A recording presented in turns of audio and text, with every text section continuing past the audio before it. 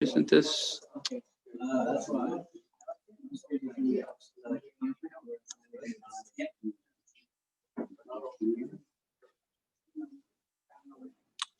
Okay. Says that it's recorded.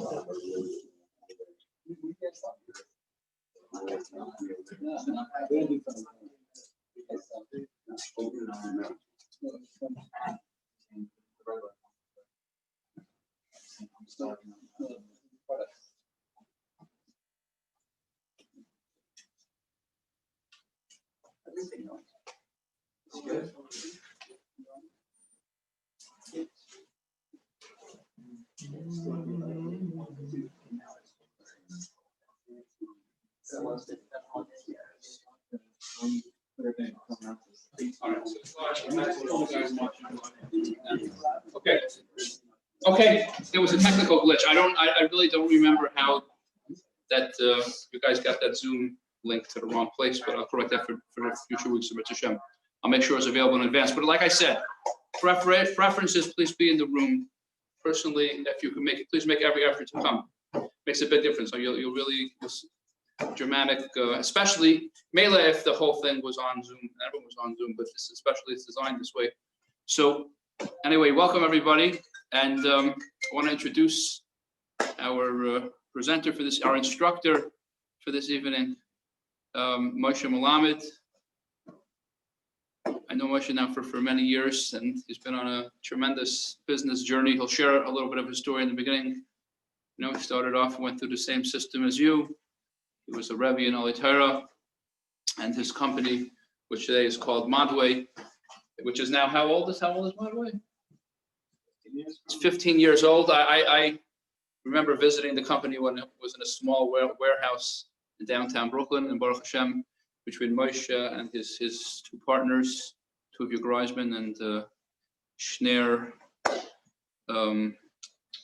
Hirsch, Balav Hashalom, who was a very special person and unfortunately passed away recently. The three of them together really took their business and they built it up into a world-class business. It's something to really tremendous, and so it's a tremendous journey. You know, starting off, they did one thing and then they pivoted to another thing, and today, Baruch Hashem, they really capitalized on it. And he's here tonight to share a little bit of his journey, and also to talk broad strokes of business strategy, like, you know, what the thinking that goes on behind the scenes to get a business to take off from Hashem. And so, without further ado, I want to thank Moshe, taking from his busy time. And you know, every teacher that's coming is somebody who's running a busy and a successful business, and they're taking off their time. They're doing this because they have a certain feeling. They want to share their wisdom with the next generation, and hopefully you guys will take it and do something with it. So thank you very much, Moshe, for making yourself available. And I'm sure you guys are going to enjoy. Moshe really has a lot of wisdom to share. So the floor is yours. Thank you, Rabbi Wordy. So a few quick disclaimers before we get started. You ready? Okay, go ahead. Go, sorry. Okay. First of all, you know, for those of you that taught, and I know there's one, it only gets easier from here. There's nothing that's going to be harder than the teaching you've been doing. So whatever business you're going to do or not going to do, teaching is by far the hardest, and it'll only get easier. One other thing I wanted to say was, I don't know if everybody's going to end up starting their own business here, or some people will end up working for other people, growing in other positions. Some people may not want to own their own business and, you know, lose the sleep at night, so to speak. One thing that really, really sticks out to me as the employer is you see two types of employees. I see, and it's really very distinct. You're either type 1 or you're type 2. Type 1 maybe is happier in life, but they don't move all that far. Type 2 moves far in life, maybe they're less happy in life. Type 1 employees are those, they get their job, maybe they work their way up a little bit to some level of comfort, and then they kind of stick there. They come in, they clock their hours, they come in at 9 every day, they leave at 5, they sit, they do their job, get it done, don't overwork, don't try to initiate too much, don't try to use a little initiative, don't try to improve things, and go home. And then once a year, you get your 3% raise or whatever it is, if you're lucky, and then you sit in the kitchen by lunch and you fetch about your boss. That's the way type 1 people go. Type 2 people, and this has nothing to do with whether you're educated, you went to college, you went to yeshiva. It applies across the board. And if anything, maybe in yeshiva, it's less likely. Those that didn't go to yeshiva, it's more likely. Type 2 are those that come in every day and they say, I've been doing the same thing already every day. How do I improve it? How do I show my boss I can take on more? Oh, somebody's leaving. Maybe that's opportunity. Maybe I can grab his position, add on to my position, come up with another idea, find some way to make commission somewhere. Those employees are not always the easiest to take care of and to keep happy. They're always looking for more. In life, they may not be the happiest because they're never happy. They're never satisfied. But in terms of their paycheck, it's definitely, those are the ones that definitely end up making more. So you can decide you want to make the more, you don't want to make the more, the trade-off, there's trade-offs in everything in life, but there's clearly a difference between the people that take path A and the people that take path B. One other disclaimer, so what I'm going to speak about is going to focus on generally about starting a business, running a business. It's going to be relatively more product-centric, meaning I'm not going to really focus on the service industry and real estate. And well, again, a service is just another product. You're selling something else instead of a physical product that you can hold. So there are a lot of parallels. There are a lot of things you can learn, but I am going to focus more on product. I'm going to break it down into really 4 parts, and after each part, I'll take questions, so people don't have to wait to the end.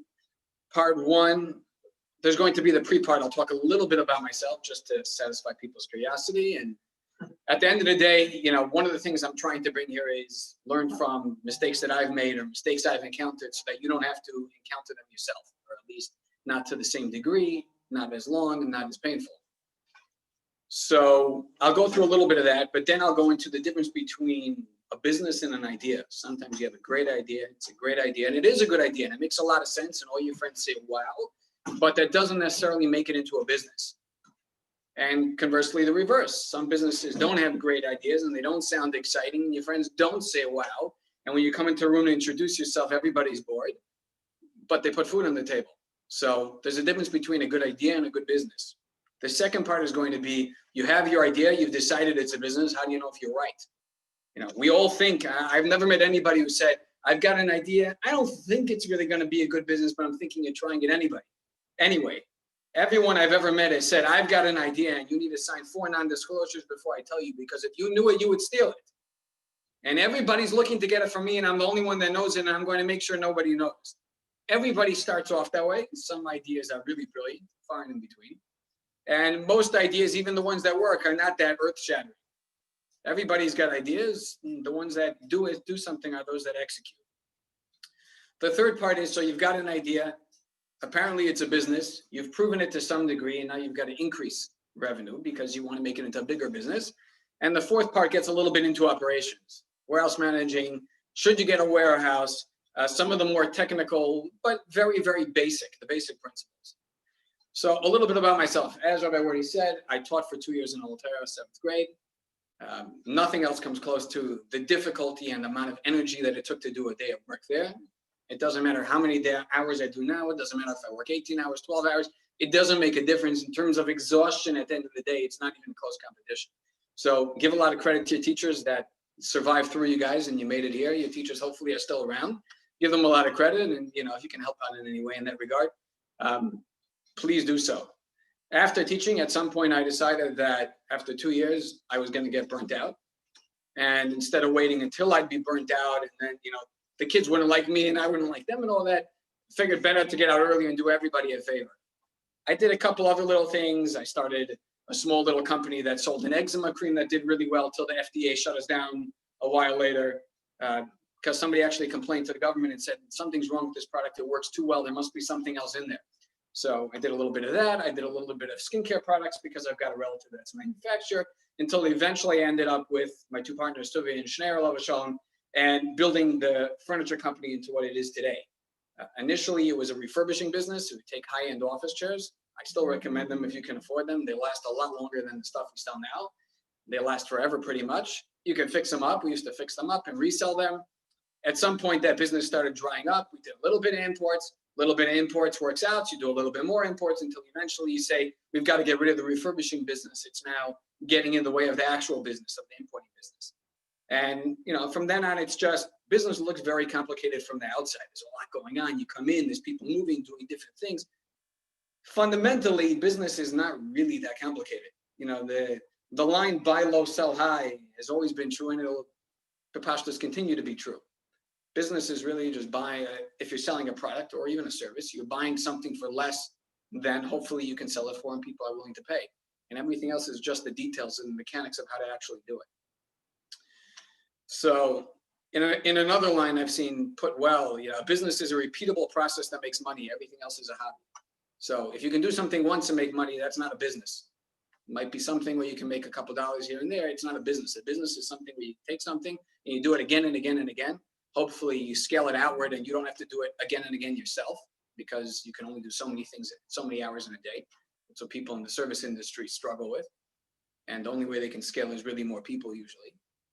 But being able to repeat something and continue to make money consistently is what makes the difference between a business. And for that, and in that line, it's also the difference between a gamble and a business.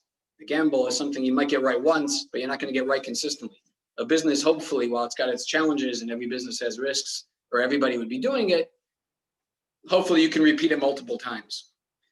So I've seen that every business, no matter whether it's a service or a product, really only has 5 parts to it. Deliver something of value, because if you don't give them anything, it's a Ponzi scheme, which can work periodically, but not for that long. 2, people have to need it. If you're delivering something that no one needs, it's not really worth anything to anybody. You can deliver a lot of air, but they can get it for free outside. They're not going to pay you for it. 3, it has to be at a price they're willing to pay. I can deliver you all airplanes, but at the price you cannot, I'm assuming you all can't afford it. 4, it has to satisfy your needs and expectations. If you're not happy with what you got compared to what I promised you or compared to what you decided it would be, you're not going to buy it again. And 5, it has to generate a profit. If it does the first 4 and not the 5th, well, that's the famous joke of the 2 Jews competing of who's selling at a bigger discount to the watches. And says, I sell it even lower, I sell it below cost. He says, how do you make money? I sell a lot of watches. No, you can't make money that way. You can make sales that way. And while you're all laughing, there are plenty of Amazon businesses that do run that way, where it's very easy to generate sales if you're willing to spend enough on advertising or discount enough. And you don't necessarily realize so easily what all your real expenses are. Your expense is not only the cost of the product, that's only one part of it. And you're generating, so the bank account has money in it. You think you're doing well until one day you sit down and do an actual accounting and you find out you lost money. So while it's a joke, those things do happen. So any questions on this before I get into the actual topics? Don't feel shy. I don't know that much more than you, just a little lucky. The first one was deliver something of value that other people actually need at a price they're willing to pay that satisfies their expectations, or at least their needs, and generates a profit. If you're missing any of those, you've got a problem, a real problem. A service is also a product, and so is fundraising, by the way. Fundraising, instead of selling a physical product, you're selling a feel-good product, making them feel good, making them feel accomplished. Sales is the same thing. You either if you're selling a service, again, you're selling something that provides value, that hopefully is a value that meets their needs and their expectations, and they're willing to pay for it at a price that's more than your cost. Because if it costs you $100 to deliver and to them it's only worth $80, that's not a business. But if you can deliver it for it cost you $80 and for them it's worth $120 in theory, now you've got a business. So a service is just another form of a product. You don't have warehouses, you have other challenges. Your product might be people. It might be your employees, it might be the services you provide by people, and your challenge might be holding on to enough people, getting enough people, training them properly in so that they can provide a value. Okay, first part, is my idea a business? And this is the interesting one because everybody thinks their idea is a business, and sometimes you need to think a little bit further out into not just the size of the theoretical market, but the size of the practical market. Now, everybody says, my idea, plastic bags. There's billions and trillions of them in the world. Everybody uses plastic bags. My market is billions. Yeah, what type of plastic bag? If it's one that's good for the environment, well, now your market has now shrunk to those that care about that. And within that, it ends up shrinking further. And that's not a bad thing. It's generally a good thing to shrink your market to something that you actually understand and something you can manage. Sometimes you could have a great idea, but the amount of scale it would take is just not probably feasible in your case. I once had an idea years ago that I think is still a good idea, but somebody rightly pointed out to me that it's not necessarily a great business. Most of you, I don't know, however many of you are married, or if all you are married, your wives put on makeup, I presume, once in a while or whatever it is. And sometimes you have a simcha and you have a makeup artist comes in, puts on makeup or does their thing. They're all using the same, that's even pre-COVID where people are nervous. They're using the same brushes, the same everything. They dip it in, they put it on you, they dip it in, they put it on the next person. I had an idea, have these little teeny tubes that are disposable. It'll cost a little more expensive and these salons can have it. And everybody's using their own tube and it's more hygienic and all that. But then you start doing the math of how many such tubes you would have to sell at, pennies each, because it would have to be at a low enough price that they could do it and still make money, and it doesn't increase the cost of the manicure or whatever is inside the tube. And you start thinking about the level of scale and you say, wait, if I would have to produce millions and millions of these tubes to make it into a business, either way, if it's not that popular, I'm never going to get it to that scale. And if it's to that scale, what's stopping the people that make the product in the first place to just make it in a smaller size? So I'm not saying somebody couldn't do something with it, but in my mind, that was a reason to think twice about it. There are other ideas that boil down to you need to understand what you're selling. So here's another thought, and I might get into it a little more later. I had access to skincare products. I had a relative that manufactures them under private label. And the skincare business is like the perfume business. It's pretty much not a scam, but essentially you're selling a name. The product that's inside the bottle costs pennies and you're paying for the name on top of the bottle. And I knew that, and I knew people selling the product for very high prices. Easy. I've got connections. I can get a discount on the cost price. I'll produce, put a label on it, and sell it. Till you learn that what people are buying is not what's inside the bottle, it's what's outside the bottle. They're buying the name. Obviously, they're buying the promise that the name conveys, that it's going to change their skin or whatever it's supposed to do. But the reason they're paying $75 for this one, and somebody sells a product with probably the same ingredients for $5 with a different label, is the name and what that name conveys. So sometimes it's a matter of looking and understanding what people are actually looking for. The other part is also framing. So what are you actually competing with? Someone came to me recently and he says, I've got this idea with this special kind of bag that's similar to Ziploc bags, but different in different ways. And he's going to compete with Ziploc bags. So, and that's a big market. I don't know how many Ziploc bags get sold a year. I'm sure it's a pretty high number. But I said, your cost is never going to come down to the Ziploc bag cost unless you're at the size of whoever manufactures Ziploc. So you're going to be selling it at a higher price. That may not be the best market for you to compete against. When you're on the shelf in the store and now you have to convey in a box that nobody has ever heard of why you're better than Ziploc, that's a tough sell. Maybe use it, as a travel product. If you brand the same bag, whatever it was, as a travel product, against a travel product, you're competing in a different market. First of all, travel products are generally expensive. People are willing to spend more. You're not competing against Ziploc. You're competing against whatever exists relative to that in the travel industry. And while it might be a much smaller market, and you may sell less of them, people are less price conscious and they're willing to pay more for it. And it may work out better for you. Now, that's not necessarily a right answer or a wrong answer, but the point is sometimes you think of the broad market, you think of the first market that comes to your mind. That's not necessarily the way you want to convey the same product. This chair is a chair. It could be sold as a dining chair. It could be sold as a receptionist waiting chair in an office, as a medical. There are different ways that you can present something that put it in a different market and a different price bracket, what people are willing to pay. Sometimes you can do multiples, but it depends, and it's something you need to think about. Again, what do people care about? Do they care about the actual quality of the product? Is that what you're selling? Or do people not care about the product? Is it the look? Is it the name on it? Is it the prestige that it brings? When they sell a Rolex, they say you're not selling the Rolex. Nobody cares about the watch. You're selling the prestige that comes with wearing a Rolex. So there are differences there, and you need to kind of understand what you're holding as in terms of the product that you want to sell, and what are you actually marketing, and what are you comparing it to, and what are the questions you're asking, and who are the people you're asking for that matter. So now, the next question becomes, do people understand what your product is? Sometimes people come up with a great product, but it's a product that if it's sitting on the shelf in the store, nobody has a clue what it is. And the second you have to start explaining what your product is, it gets much more difficult to convince people.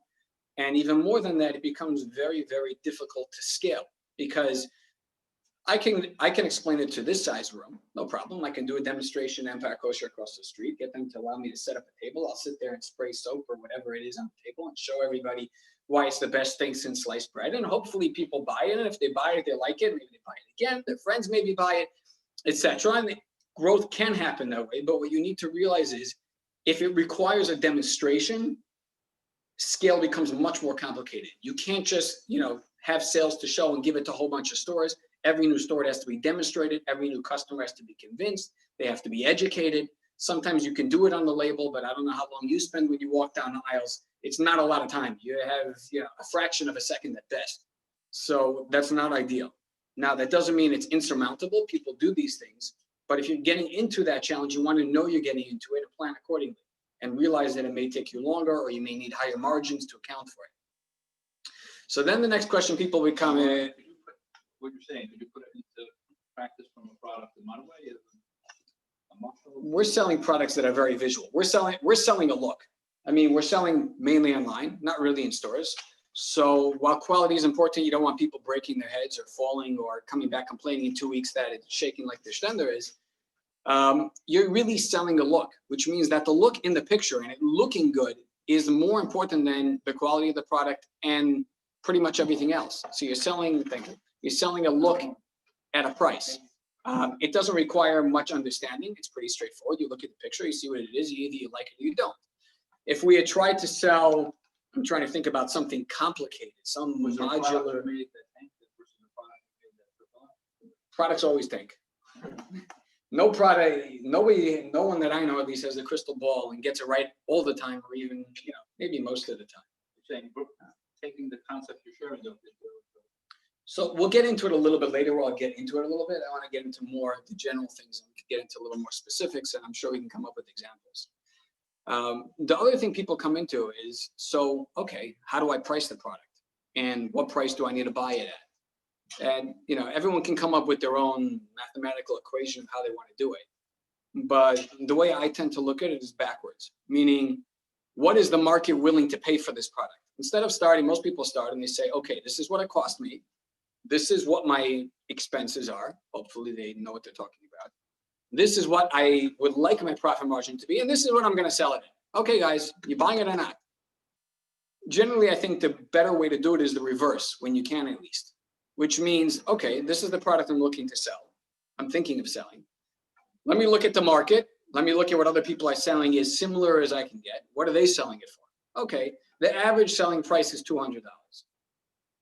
You can go to maybe $210, $220, but above there, people are not selling this type of product. Okay, so now I know that if I'm going to sell this product, and maybe I want to come in a little bit under the competition, but if everybody's under 220, I can't sell it at 300. It's a non-option. I mean, maybe if I market it as premium, maybe people will buy it, maybe. But as a regular thing, this is the value that people are willing to pay for something similar to this. Okay. How do you figure that out? Look at what other people are selling as similar as you can. If there's no competing similar product, you can ask people, but I'll give you, a word of caution when you ask people what they would be in theory be willing to pay, or in theory, do they like that this is a new product that never existed? Do you like it? Most people will say yes, either because they may actually like it when they look at it, or they don't want to make you feel bad. But there's a difference between liking a product in theory and pulling out my wallet, which is a decision, and paying for this product. So you have to discount to some extent that the best way to prove a product sells is by selling it. Sometimes you don't have a choice and you need to ask people if they would, but if is always more complicated. One, they may feel bad. And two, people may think that they're very rational, and rationally this makes sense to pay the extra 50 cents for this bottle of water because it's better quality, whatever it is. But when they're actually walking down the supermarket, they don't sit there making their rational calculations like a game of chess. They sit there and they do whatever emotionally goes to them. So what people say and what people do, even when they mean well, is not always the case. So what I like to do is start with what you can sell it for. If you can't figure it out, you make up a hypothesis. We'll get into later, how do you test and see if you got it right, and hopefully without getting it too wrong in the process. And then say, what's the profit margins I'd like to make? So I can sell this for $100. I'd like to make $25. I'd like to make 25%. I've got expenses of $15, so we're down to 60 now, which means I can pay at a maximum $60 and the product still works. If the product cost to me is going to be $80, I'm wasting my time. It's not going to work. I'm never going to be able to sell it at a number that works, and I should move on to something else.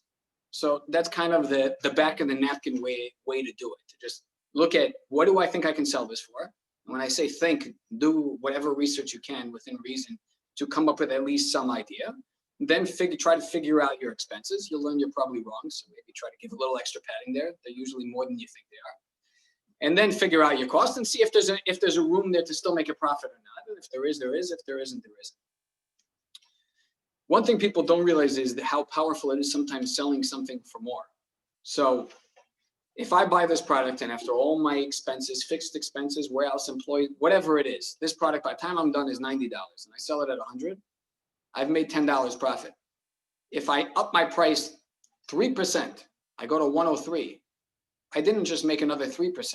I made $3 on top of the 10. My profit went up 20, 30%. So sometimes the easiest way to make more money is to charge more. I'm not saying get greedy, and I'm not saying it's always something, but people don't always realize it. Think, it's only 1%. I'm going to charge one more dollar. That's not one more dollar on top of the 100. That's one more dollar on top of the 10 of profit, because your warehouse are still the same. Your workers are the same. Your electric bill is still the same. Your cost price is still the same. Everything is still the same besides for that extra dollar. So something to keep in mind there. One way is, again, you have what I did mention before, just again, there's the regular versus premium also. Sometimes you can take the same product and sell it for more just by branding it. We had this once by mistake where we had two versions of the same product. I think they were identical. I don't even remember if it was a different product that just happened to be literally the same thing, or it was actually the same product and it got listed twice online.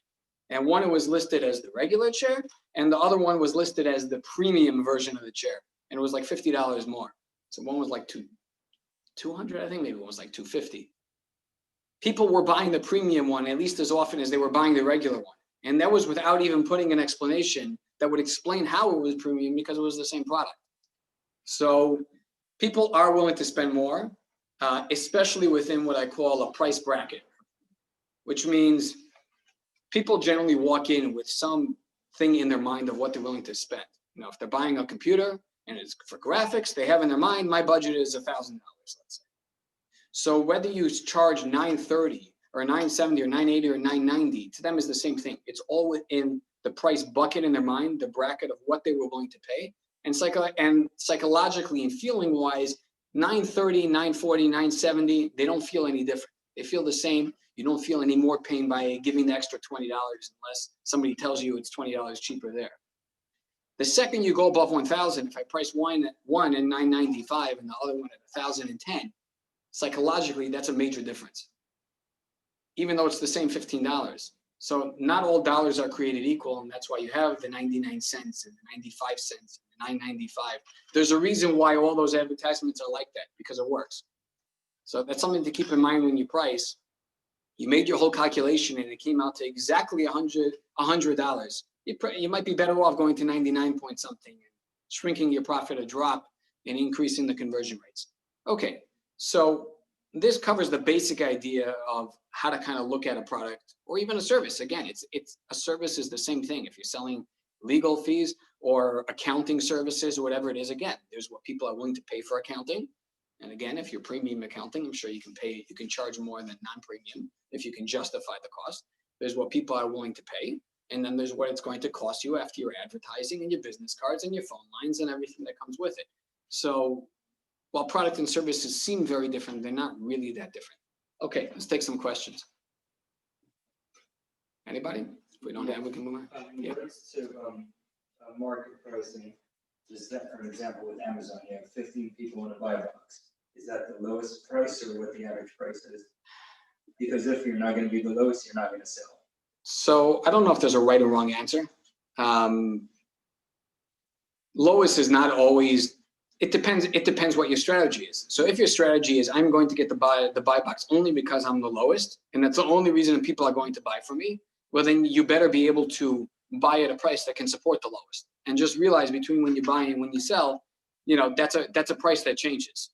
So ideally you get a little bit more protection than that, because that's a moving target. Buy box is not only based on price, there are other factors. seller ranking and feedback and how quick you ship. And some people, their entire business is only to get the buybacks when everybody else runs out.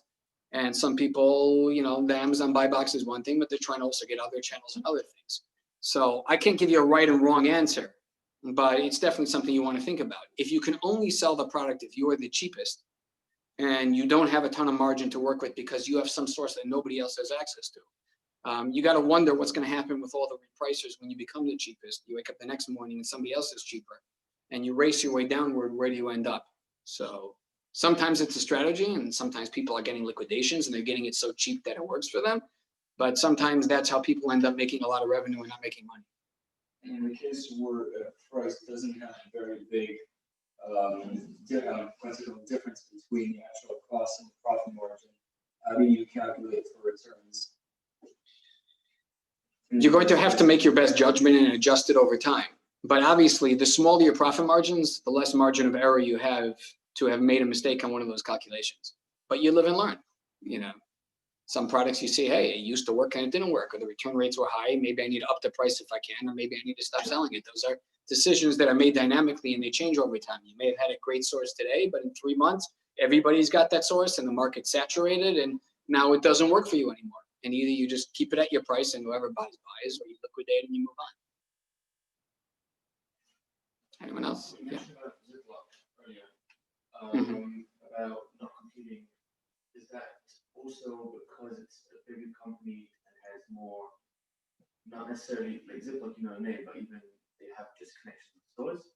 Like, let's say furniture, there's massive furniture companies as well that have been around for years. So how, is it a name that you're scared of, or even just a larger company that can do the same thing as you, that can get better prices? I was just making up an example there, and that in that specific scenario, there's a few issues. One is the name Ziploc you're competing with, but okay, there are other products on the shelf. But two, if you're trying to sell a premium product that's better than Ziploc, but you're trying to compete with Ziploc but charge more because it's a premium product, how are you going to convey while somebody's walking with their shopping cart down and they're already pre-wired to take the box Ziploc or the ShopRite alternative that's half the price, and yours is $2 more than both of those?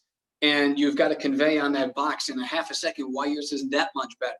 It's a tough sell. Doesn't mean it can't be done, but it's a tough sell and not necessarily the easiest place to start, especially before you hit scale. So it could be when you're producing millions of bags that maybe your price comes down and you're not that far off and it becomes a little easier. But in the beginning, maybe picking a market where people are less price sensitive is easier to try to prove yourself and make sales in that case.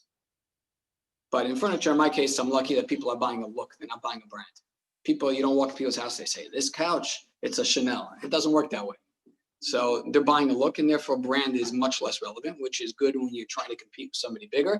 It's not great when everybody's trying to compete with you. So it cuts both ways. That's the quality now.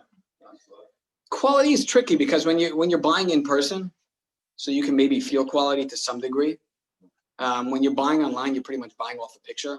Everybody claims I've never seen anybody who claims my product is not good quality. Everybody's claiming it. How do you really differentiate?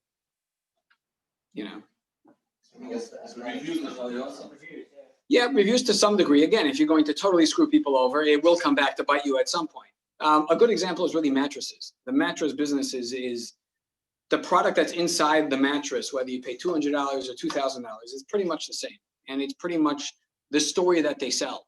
We're Casper. We've got the best memory foam. We invented it since NASA, and we've put it into a mattress and all that. Or you're the Amazon brand who's selling it for $200, or you're Tempur-Pedic that says they invented it. Or we sure do, but we sell at the low. We sell to the price conscious consumer. We're selling, a good bang for your buck. We're selling a good product at a cheap price. If we would try to sell our $200 mattress at $1,000 like Casper does, it wouldn't work. Now, I don't know if they're making any profit and they spend a fortune on advertising, but because of that, they're able to sell it at retail price that's 3 or 4 times what we sell it at. So yes, mattress business is one of those where people are buying to an extent a brand, they're buying a name, they're scared of making the wrong decision. So in a sense, you're selling fear a little bit. Like, who wants to sleep on a horrible mattress for the next 10 years and ruin your back? You spend so many hours a day in there. I'd rather pay more for something that I recognize and I feel more comfortable that it's going to be better. I'm not the one who's cutting open the mattresses to see what's inside them. How am I going to know? You said about this, when you have a product, you want to decide how much to sell for it. You have to put on to it. For example, with your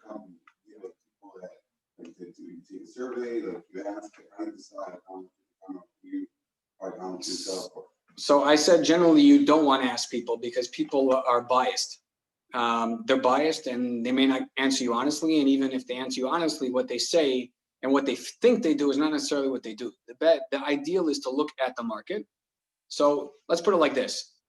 The ideal is to look at the market and there are similar products and judge based on that. The next level would be to try to sell some product quickly and see what people actually pay for it. And the third one would be, asking people or focus groups and these things. And it's generally harder than it looks.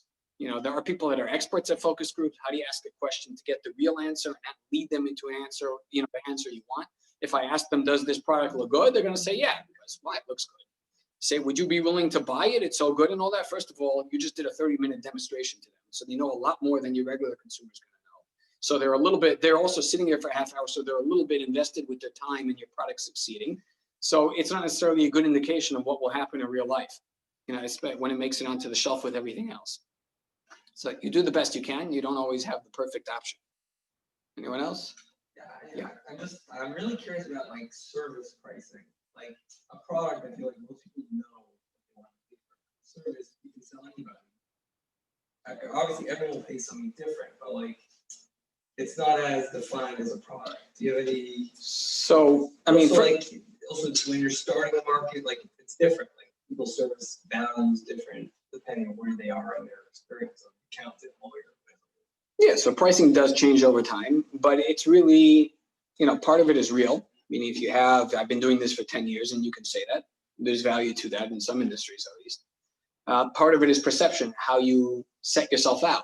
If you put yourself in a fancy office in a nice building in Manhattan and you've got, nice, good sounding titles and a bunch of diplomas behind you and you're able to convey that you're a premium, you may be able to justify charging that much. It is perception based to some degree.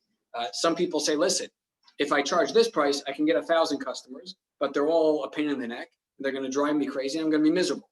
I'm going to charge 3 times the price. The slice of people willing to pay that price is this much, but I'm going to be a lot happier and I'll make the same money or close to it or wherever it is. So part of that is a strategy. And, it's not that you necessarily get it right the first time. And it's not that once you do it one way, you can't change it. Obviously, changing perception is harder than creating it the first time. But prices do change over time, and especially if it's based on experience. Experience definitely changes over time. So yeah, it's going to depend on how you're going to put yourself out there. And there are benefits. The client feedback, I'm saying a product, someone's going to share a service. One person's going to say that was a waste of money. The other person's going to say that was the best money ever spent. It's not as. So it depends. It's hard to talk in abstract terms. It depends on the case. It depends on what it is, and it also depends on who you're after. And yes, in anything, whether it's product, if you're selling a product on your website, you get a 1% conversion rate. So you're targeting people looking for dining chairs, and 1 out of 100 buys your product, you're successful generally. If 2 buy it, wow, that's an amazing conversion rate. So that means 98 or 99 people said, you said that was a dining chair. We don't like it. Services is the same way, but it's a little bit more personal sometimes, the rejection. So rejection is part of any business. How much rejection? Part of it has to do. If you're going to sell bottles of water for 20 cents on the street, you're going to get a lot less rejection. You'll sell a lot more, but you'll make a lot less per bottle. Maybe it works for you, maybe it doesn't. And some people, it's a matter of what style you want to be. There's not always a right and wrong answer, and sometimes both answers are right for different people. You have a different way of pricing strategy based off of starting when you start out without any customers, and then once you have a customer base, let's say you feed off of that and see what you can change your pricing strategy. So you always adjust based on what you're learning. You can't necessarily change prices every day. Depends on how you're set up, but you do adjust over time, and you do learn from whatever feedback you get, whether it's customers or otherwise. Some people do have a model that works for certain businesses where you get them in very low, and then afterwards they pay more. Usually you try to disclose that up front, meaning if you have this product that's the most amazing thing, and it's something that people need to buy once a week, so all you got to do is get them to use it once, and once they use it once, they'll buy it again. That's where the free trials and all that, the discount first one comes in, because your assumption is I'm going to lose money on the first sale, but it's so good, and even 10% of the people that get it the first time are going to buy it for the next 10 years, and therefore it's worth it. So that can sometimes factor into your pricing decisions, also how you price. Depends on the type of product, especially in a product that's repetitive. That's where you're also subscribe and save. I'm willing to give you a 10% discount because I know once you hit that button once, you don't have to make a decision every time. The decision now becomes if you want to cancel. That's the harder thing because you have to press the button. So that's a trade-off in value there. Okay, let's get into a little bit. So we discussed a little bit how to look around and how to price and all that in abstract, but you've got this idea, you've done some basic research, you think it's a business, you figured out how to price it. Hopefully you figured out that it's still profitable or a service or whatever it is. Now, the rubber hits the road. How do you find out if you were right? We all think going into business that we've got it figured out. And then sometimes we learn that we got it right. And sometimes we learn we got it wrong. And sometimes we got it partially wrong. So how do you know if you got it right? The best advice I give anyone starting a business is I tell them to read a book called The Lean Startup. The Lean Startup really, it's based on general lean principles, which maybe we cover a drop in operations if we have time. But there's only one principle in the book. And if you internalize that one principle, you'll probably save yourself a lot of heartache and probably a lot of money too. Fail fast, it's essentially the idea of fail fast and fail often, which means nobody knows 100% if something's going to work. You do your research, you do your best, so you're not going in totally blind, but the only way to know is to do it. And sometimes people spend so much time perfecting the product. They want to get this bottle perfect with the label exactly perfect and the right colors that are going to pop in the store and all that. And they spend a year on it, and then they put it in and they find out nobody was interested in bottled water. They could have put it in with a label that wasn't perfect, and they had glued it on at home at night, the first 50 bottles, and learned very quickly the same thing with less money and time, lost opportunity. So this is where it gets a little bit tricky for people as they say, okay, so what am I testing? I've got to get the product perfect, because if not, how am I going to know if people are really buying it? If it's not perfect, maybe that's why they didn't buy it. So this boils down to really understanding what you're selling. And what are the core underlying principles that make this business work or not work? So in the case of this bottle of water, I'm just making this up as I go along. Core underlying principles are that people are thirsty, that people are willing to pay for water because they don't trust their tap water, that people are going to take a brand they've never heard of because of whatever electrolytes or whatever I've put in it.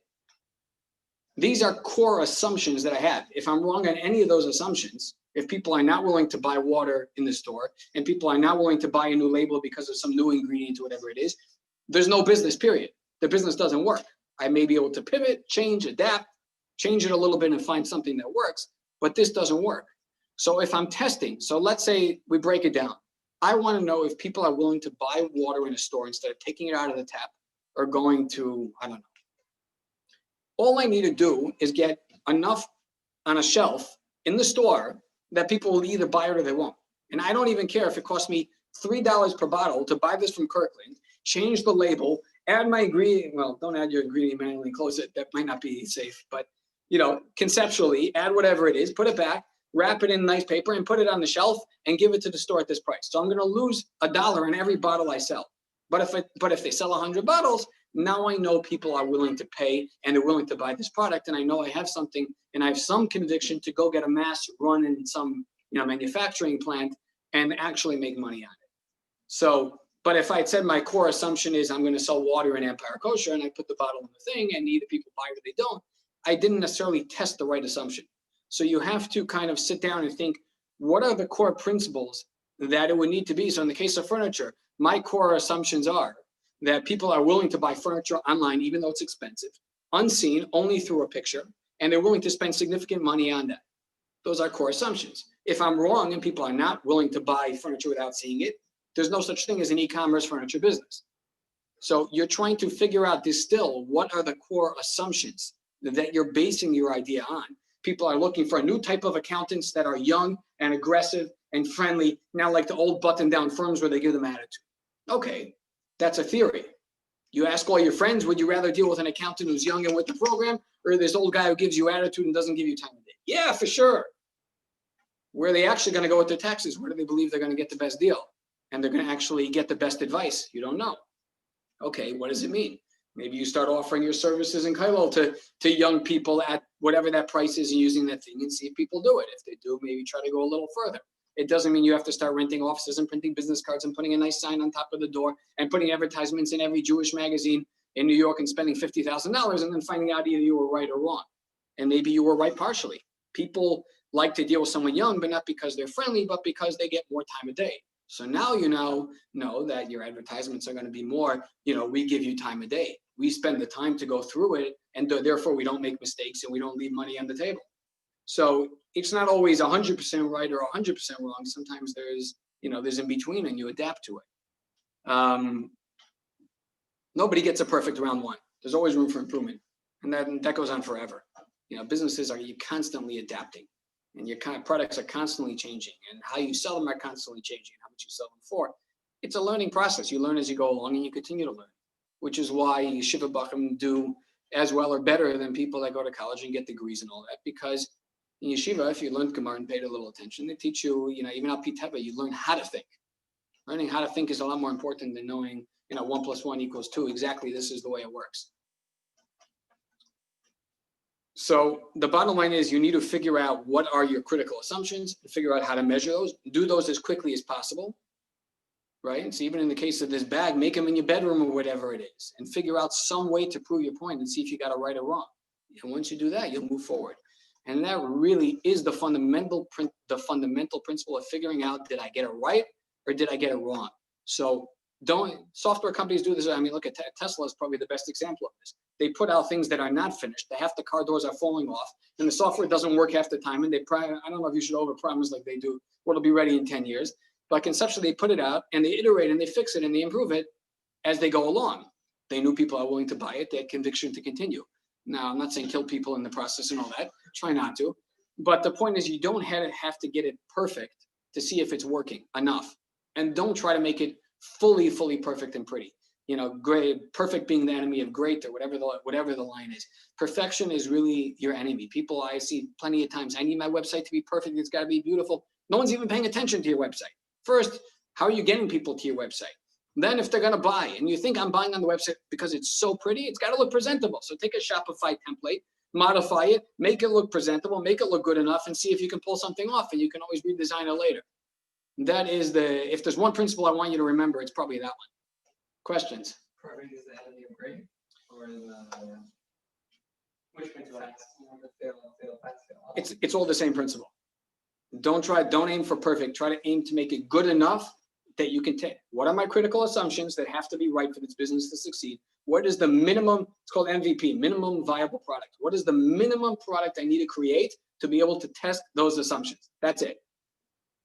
As little as possible. That way you'll learn fast, you'll fail fast, you'll find out what's wrong fast, and you'll fix it fast. Every business reiterates and iterates and iterates as it goes along. The faster the cycle, the faster you improve.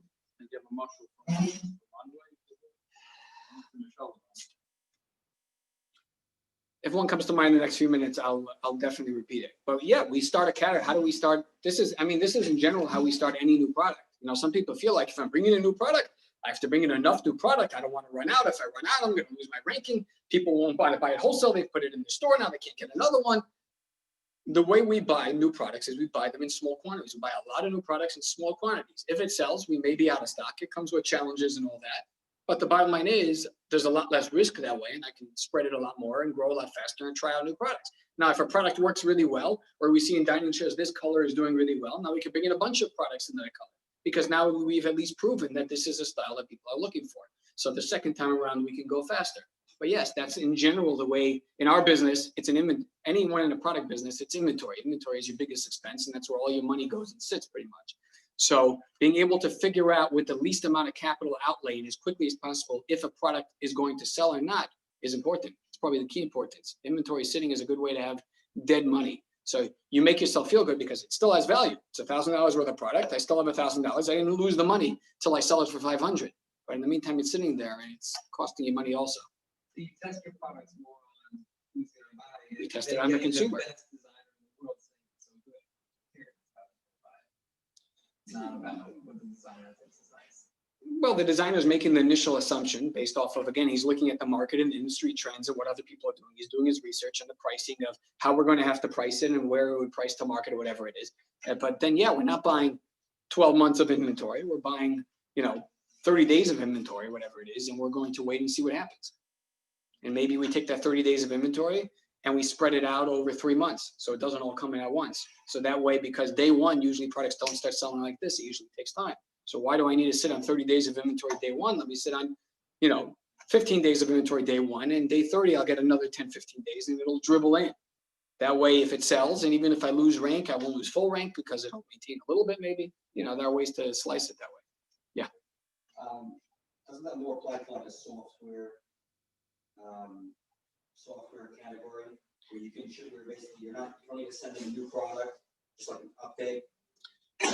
So it depends. You're testing your critical assumptions. Your critical assumption may be instead of a suite of products, only 2 products, but those 2 products have to be full. It may be 2 products, but you know, the packaging is not perfect.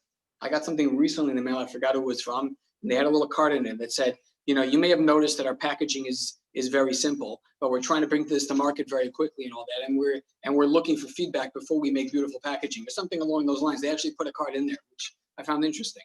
So the product, let's say,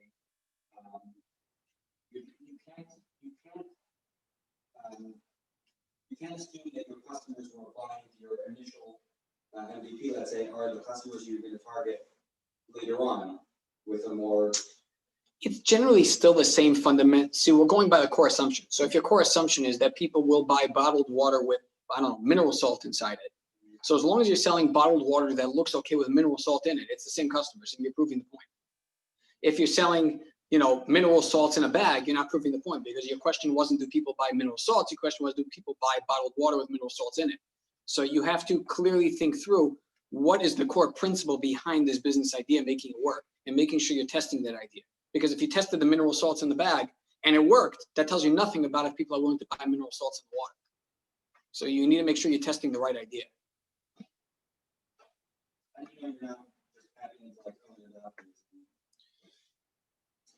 It depends on the product, and you know, you don't always know, and there may be enough early adopters to make a whole business out of it. You do the research you can, you make the best judgment you can, you learn as you go. But generally, earlier adopters are just earlier adopters of something that everybody likes, or whoever the target market is. I mean, again, there's no guarantees to anything.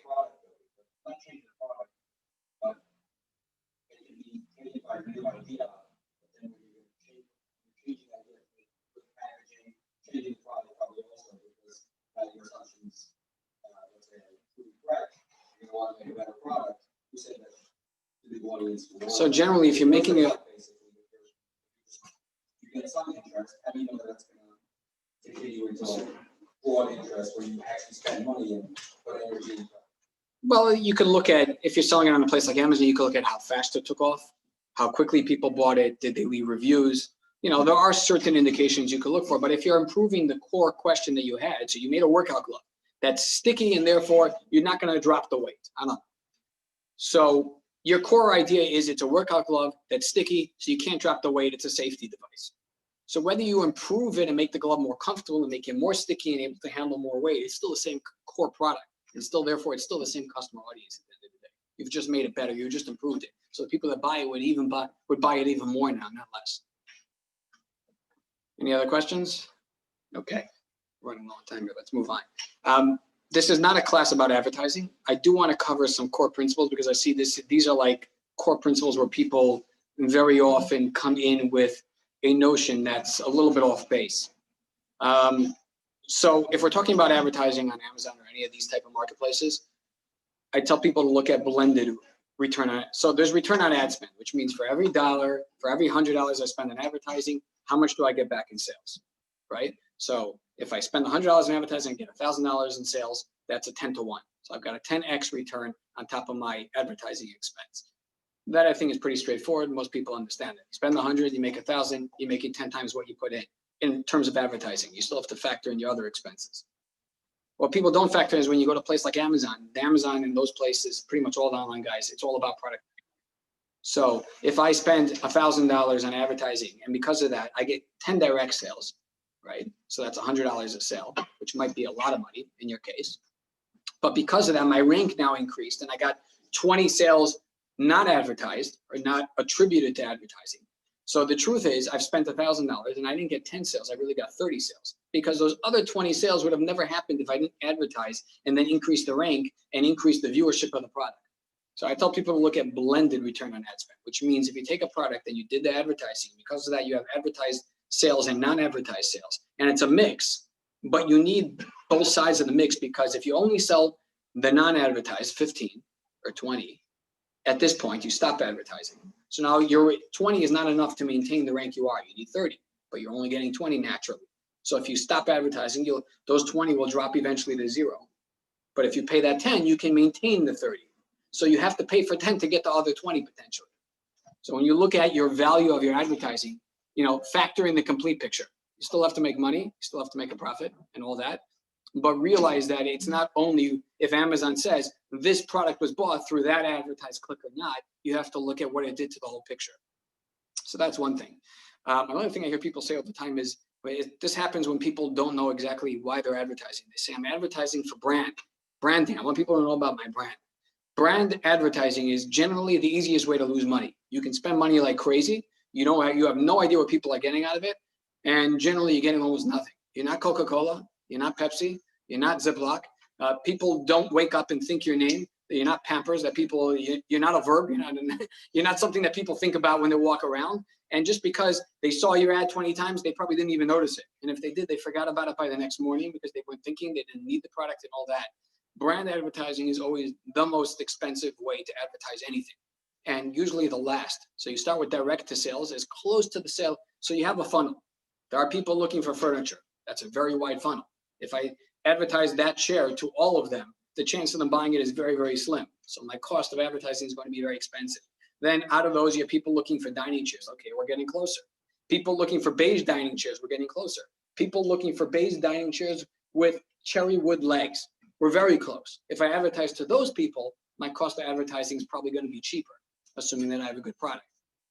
So the more you can narrow it down, the cheaper your advertising is going to be overall as a general rule, which means you want to start with the most specific. If you get too specific, you won't get anybody. You want to start with as specific as you can get. And then as you're successful, you can start widening it and see if it's still profitable to continue to widen it and grow your audience. The third one is I hear people say, how are you going to sell? No problem. I'm putting up a website. I'm going to do SEO. I'm going to get free traffic forever. 10, 15, 20 years ago, maybe now.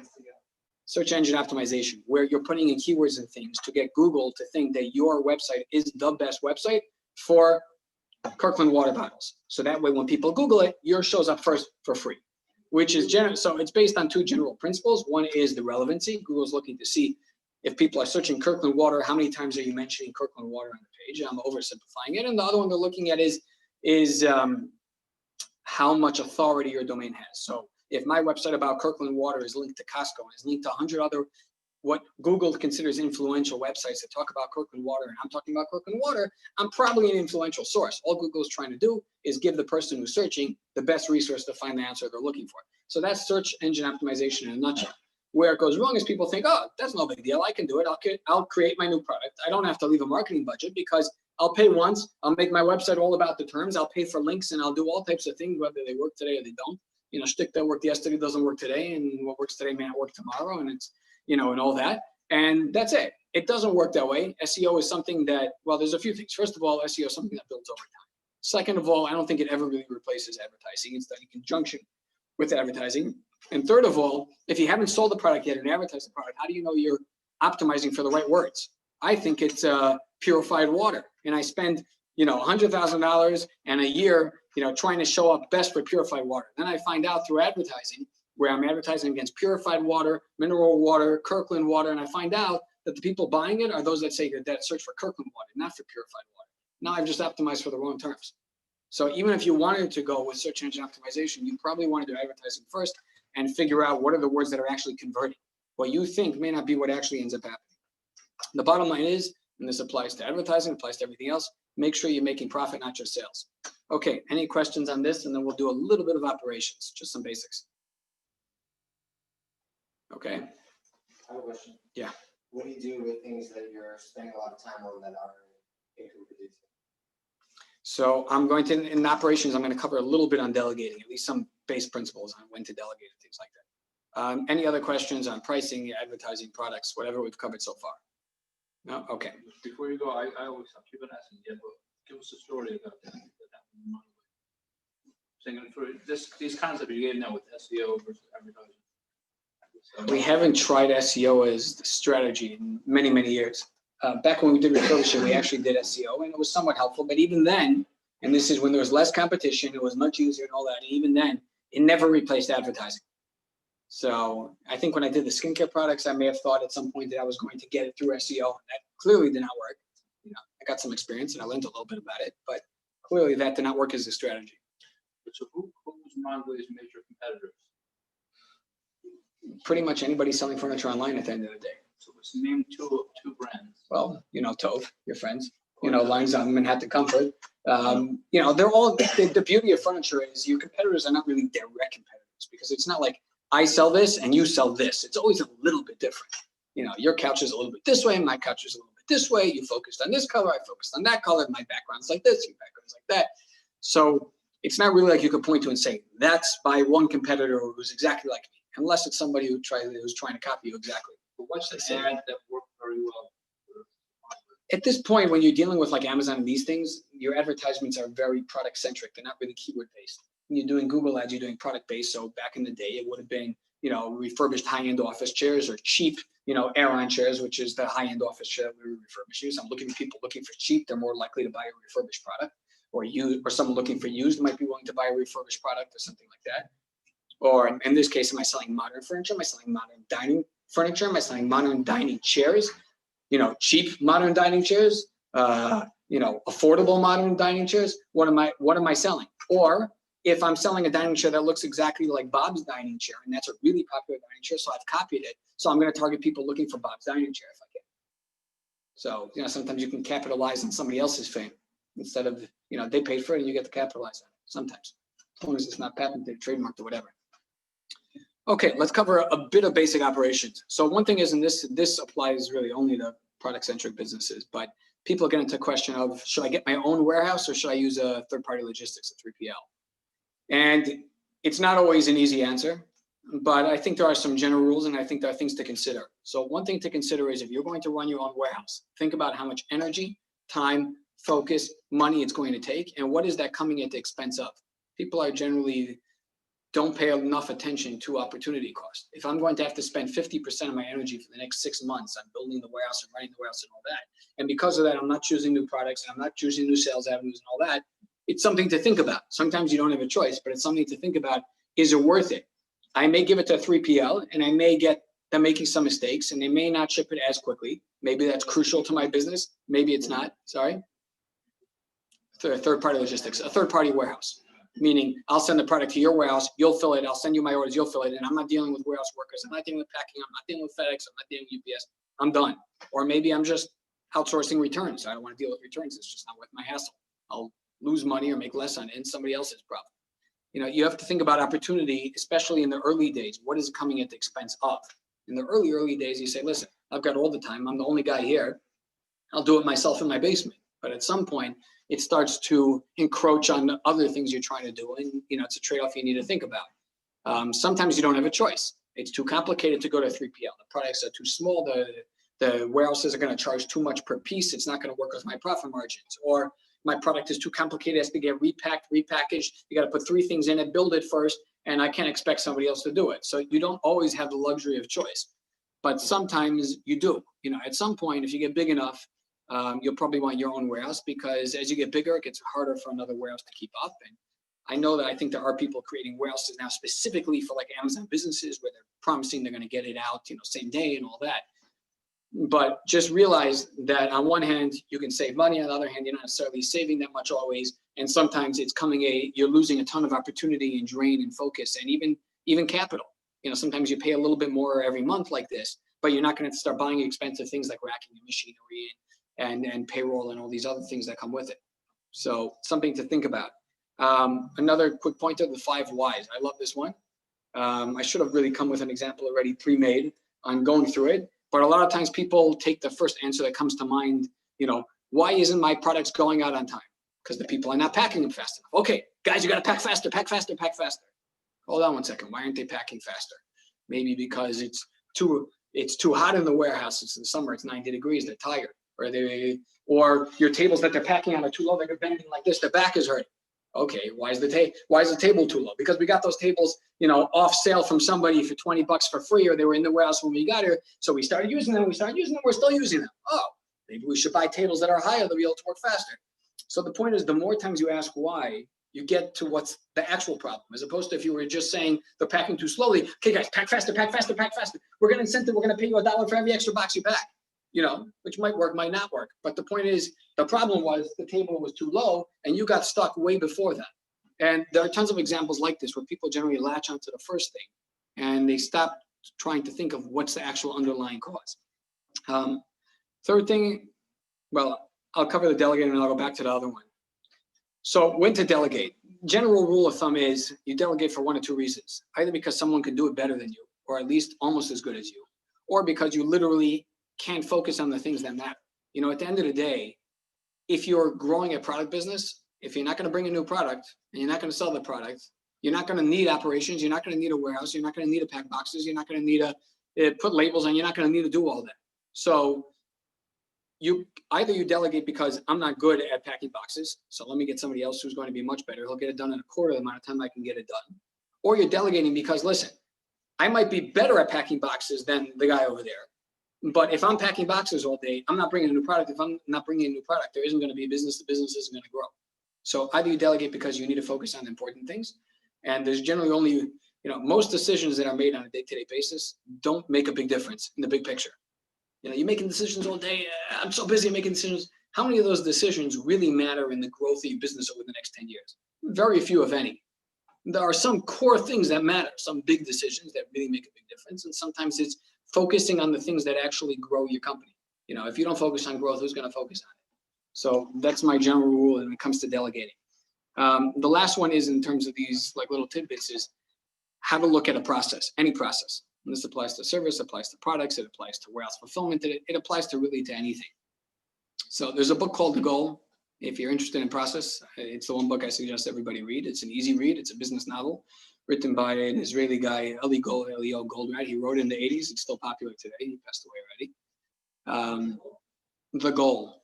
They have in Audible has it also with multiple voices if you want to listen to it instead. The first one, The Lean Startup. The what? The Lean Startup, Lean.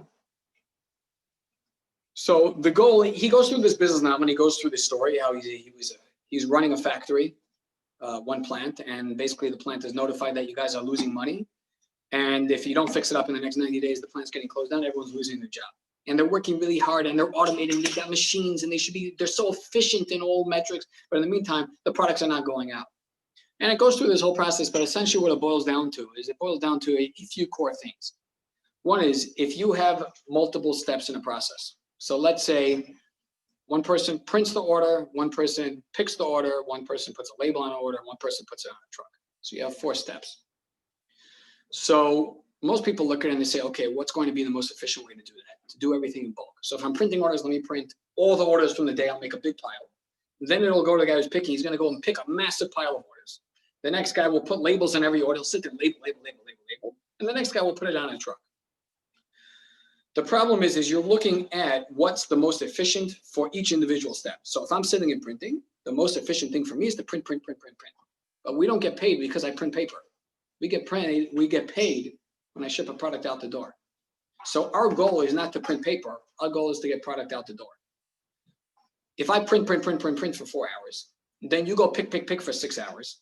And then the guy puts on the labels for 3 hours. By the time you add that all up, it's taken 24 hours or whatever it is to get the product out the door, which maybe is acceptable for you, maybe not. But here's the alternative. I print one. As I print one, I pass it to you. You go pick it. As you pick it, you drop it off by that guy who puts the label. He puts the label, pass it to the other guy, puts it on the truck. 5 minutes later, your first box is sold, is on the truck, and you're getting paid. Because the goal is to make money, clearly, so that's number one. Number two is, you would think, okay, fine, I'll make my money a little earlier. Maybe it's worth it for me, maybe it's not, but it's going to take much longer. But the truth is, it ends up taking faster. And I'll tell you why. Because you're printing all those papers. Now you got to sort them. They're sorted by carrying the stack. Guy goes and picks. He's picking. He makes a massive pile. Now that massive pile, the guy putting on labels, he can't just put labels like this. He's got to sort. He's got to find the right box. Now somebody called to cancel. We got to dig out the box from underneath. There's all these other things. We used to have, I remember, so we used to unload containers from China. And they wanted to unload it and be real efficient. They would unload it to the floor. They would unload 2-3 containers that there was this much space, unload 2-3 containers as much as they could fit. If there wasn't enough room here, they would move some of it to the back on the floor. Then when they were done unloading, people would go and put it on the shelf, put it all on the shelf. Then somebody, back then we were entering it manually, they would go and manually enter all those locations into the system. So from when we started unloading the product till the product could be sold because it was on the shelf in the system, ready for sale, ready for fulfillment, could take multiple days. As opposed to the way we do it now, they're unloading a container onto these platforms. They unload a pallet worth. That pallet right away, someone's taking it, putting it on the shelf. Now we're scanning. So, but if he was manually entering, right then it would be entered. Right away, that first pallet within 20 minutes is already available for sale. By the time the first container is unloaded, almost all of it's already been ready for sale. And it actually ends up being faster. They were unloading, they were moving it. Now it was cluttered, so everything takes longer. You can't just unload right in front because there's already a pallet here. I can unload down here, and down here, down here. It all ends up taking longer. So the principles to remember is really, there's the goal. The goal is to make money, not to make each piece efficient.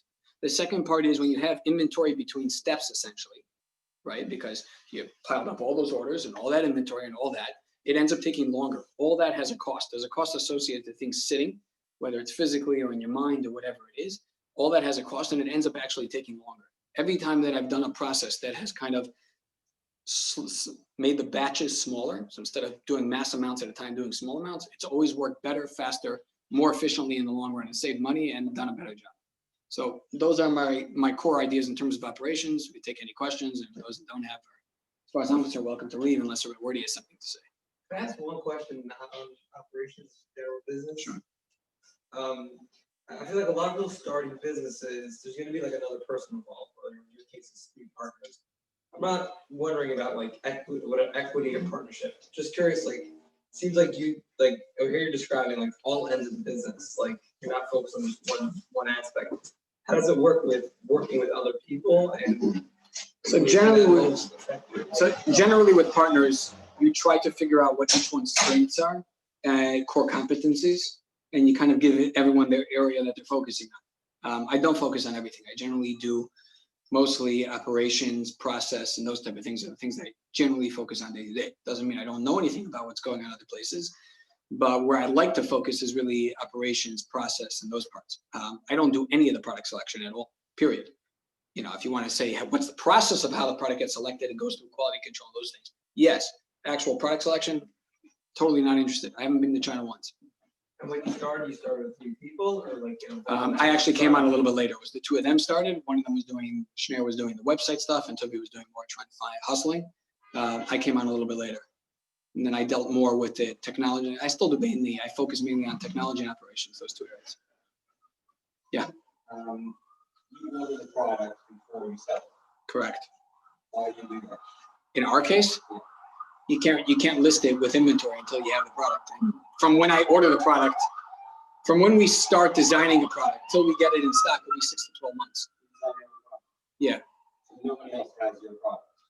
In theory, they can copy it. In theory, some of the manufacturers make. And even if I'm taking a product that a manufacturer makes, it might be the fabric that I'm doing, and I still want to do testing, and I still need to make sure that the packaging is correct, and it still has to go through photography. And, you know, it still has to go through the process. And then even if I ordered it today in bulk from China, it's still a, you know, on a good day, 3-month process, and currently probably closer to 6. Why wouldn't you then try to sell it before you Pre-sell, when you're small, we used to try to pre-sell, but when you get to a certain size and a certain amount of scale and a certain amount of SKUs and complexity, it's just not worth it. You know, once I've already placed the money towards ordering it, the risk of not selling it exists, whether I try to sell it before or after the deal's already done, so to speak. And trying to keep track of who had bought it before and how long they're waiting, and now it got delayed, so now they're upset because it was told 2 months, now it's 4 months. It's not worth it in our case, but in some cases it is worth it if you can. So a big part of having it before you list it is to be able to fulfill it on time. And Yeah, I have to be able to fulfill it right away, and I got to be able to list it across the board, and it's just not practical. And it's also because it's coming in containers, which means that it's got to go through mass production. It's got to go through inspection. It's got to make it on a container, on the boat. It can get delayed here. It can get delayed for inspection when it gets to New Jersey. And then it gets delayed for 2 weeks. So if I gave people a date, now that date got pushed off. Now I've got to deal with all the headache that comes with that. If I knew for sure, guaranteed, next Tuesday I'm getting 100 of these pieces, and people were willing to wait that long, I might be inclined to try to pre-sell it if I could.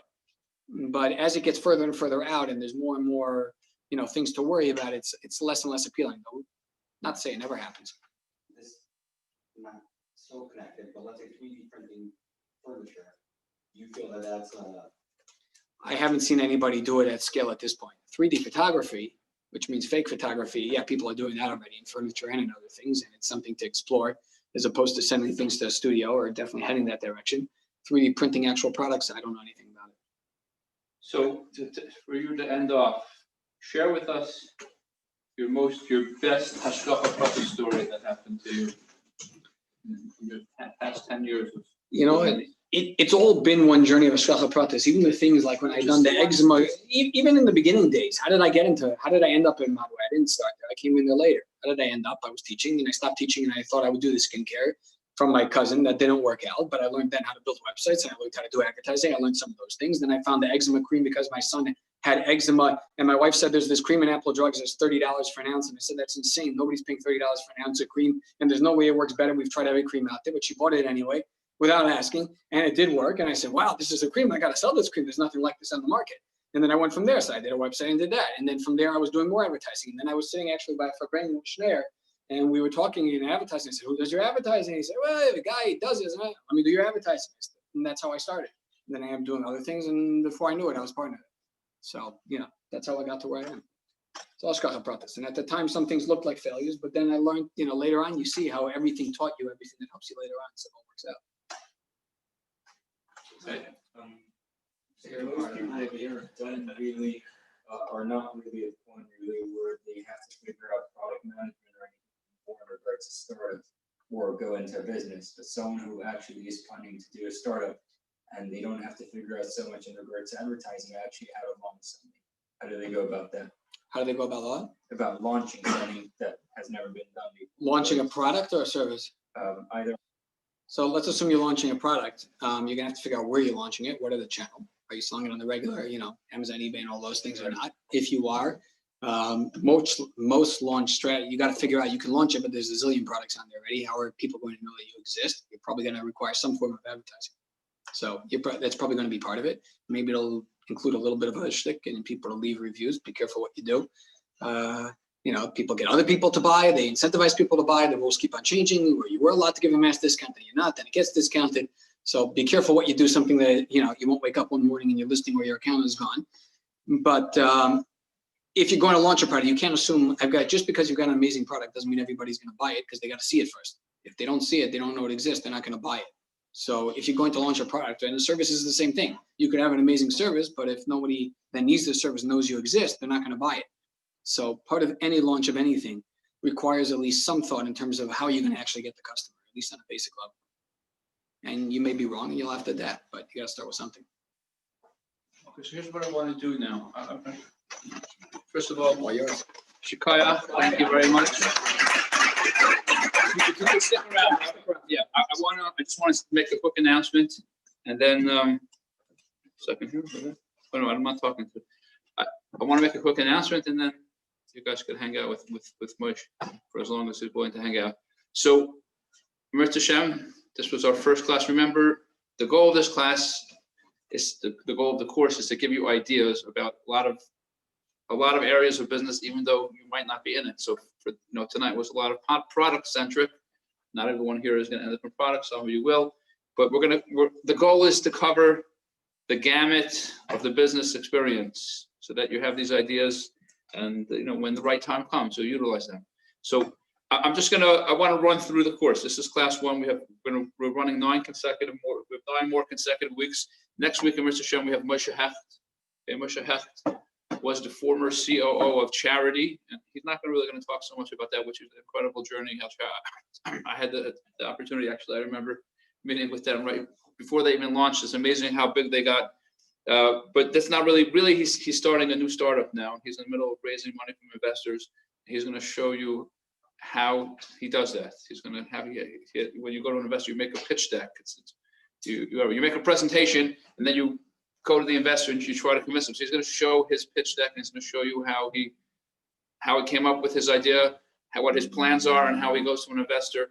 That's next week. 2 weeks from now, Mr. Shem, we're doing the class on sales. Okay, there's one class we're going to talk about sales. We have a very popular Lubavitch fellow. His name is Beryl Solomon.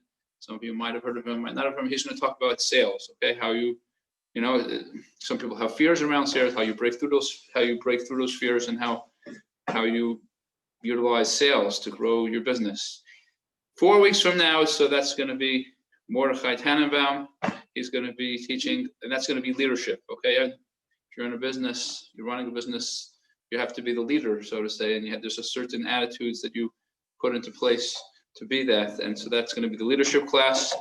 Then after that class, we're going to have Mendel Landau. Mendel Landau is going to talk about operations, okay? This is very interesting.